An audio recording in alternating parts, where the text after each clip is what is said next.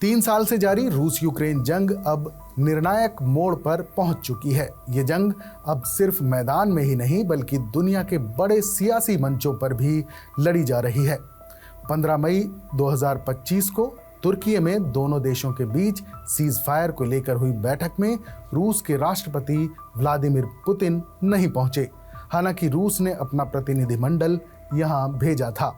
इस बैठक में शामिल हुए यूक्रेन के राष्ट्रपति वोलोदिमीर ज़ेलेंस्की ने सीज फायर के लिए रूस की भागीदारी को दिखावटी बताया था। इस लड़ाई में ताज़ा मोड़ यह है कि एक तरफ यूक्रेन ने रविवार को रूस पर 100 से ज़्यादा ड्रोन दागकर रूस को बड़ा नुकसान पहुंचाया। रूस पर हमले के बाद ज़ेलेंस्की ने एक्स पर एक पोस्ट करके कहा कि बेहद शानदार नतीजा रहा, एक ऐसा नतीजा जिसे पूरी तरह यूक्रेन ने अपने दम पर हासिल किया है।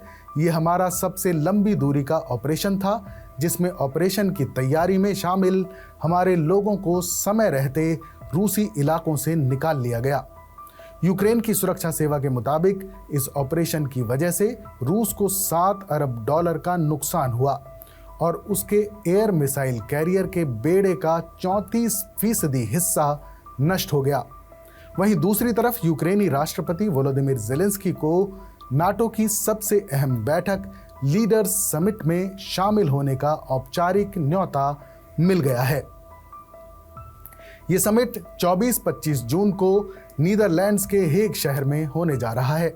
ज़ेलेंस्की ने इस न्योते का ऐलान लिथुआनिया की राजधानी विल्नियस में एक नाटो प्रोग्राम के दौरान किया।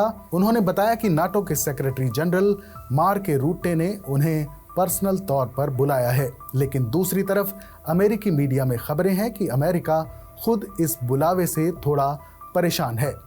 खबरों के मुताबिक अमेरिका को डर है कि ज़ेलेंस्की की मौजूदगी मीटिंग में डिसरप्शन ला सकती है, यानी माहौल बिगड़ सकता है। उधर नाटो पहले ही साफ कर चुका है कि यूक्रेन की नाटो में एंट्री अटल है। यही बात रूस के लिए एक सबसे बड़ी चुभन बन गई है। रूस कई बार कह चुका है कि यूक्रेन को नाटो में शामिल करने की कोशिशें ही इस जंग की सबसे बड़ी वजहों में से एक हैं। न्यूयॉर्क टाइम्स की एक रिपोर्ट के मुताबिक अमेरिका के राष्ट्रपति डोनाल्ड ट्रंप ज़ेलेंस्की को लेकर बहुत ज़्यादा उत्साहित नहीं हैं। कहा जा रहा है कि उनकी टालने वाली सोच की वजह से नाटो के कुछ अधिकारियों को डर है कि समिट में ज़ेलेंस्की की मौजूदगी से माहौल गड़बड़ा सकता है। इतना ही नहीं, नाटो की तरफ से कुछ बैठकें, खासतौर पर नाटो यूक्रेन काउंसिल की बैठक को स्किप करने की भी चर्चा हो रही है। ये वही मंच है जहां यूक्रेन को बाकी नाटो सदस्यों के बराबर जगह मिलती है। फरवरी 2025 में ज़ेलेंस्की जब एक मिनरल डील को फाइनल करने के लिए अमेरिका गए थे, तब ट्रंप और अमेरिकी उपराष्ट्रपति जेडी वांस के साथ उनकी बहस को पूरी दुनिया ने देखा था। ज़ेलेंस्की ने अमेरिका पर रूस के साथ रिश्ते सुधारने का आरोप तक लगा दिया था।